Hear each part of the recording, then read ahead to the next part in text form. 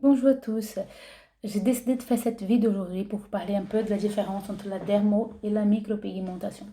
J'ai énormément de questions sur la différence entre ces deux prestations. La micropigmentation, il est important de comprendre qu'est-ce que c'est.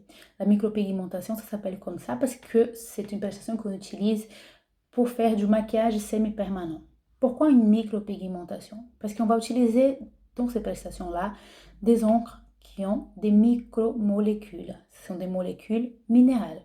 Ces molécules-là, dès lors qu'on applique à la peau, elles vont se déposer dans la partie vascularisée de l'épiderme. Elles vont rester en surface. Ces pigments vont subir des changements si exposition au soleil.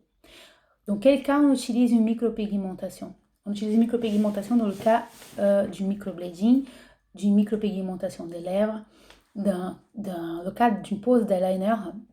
Voilà. Donc, c'est rassurant de savoir que ces encres vont changer de couleur, qu'elles sont faites pour partir.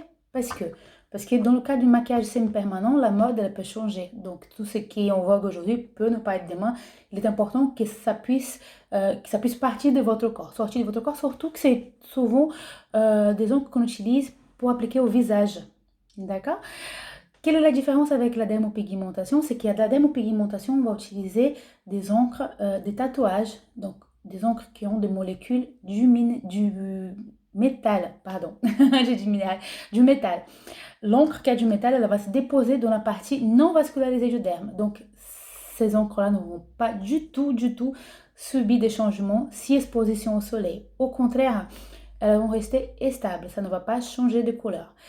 Pourquoi j'ai dit ça? Parce que c'est une question assez fréquente quand on parle de dermopigmentation des cernes. Les gens me disent: ah, c'est le même encre que vous utilisez pour le sourcil? Absolument pas. Pourquoi? Parce que je n'ai pas envie que cela oxyde, que cela change. Voilà. Donc, la dermopigmentation des cernes, des cicatrices, des vergetures, du vitiligo, on utilise pour cela des encres de tatouage. Ces encres-là ne vont pas changer de couleur, ces encres-là ne vont pas changer avec le temps. Donc, vous avez un effet qui est définitif, un résultat qui est définitif. D'accord? Si vous avez des questions, n'hésitez pas à me poser. Je réponds dès que j'ai le temps avec grand plaisir. À bientôt.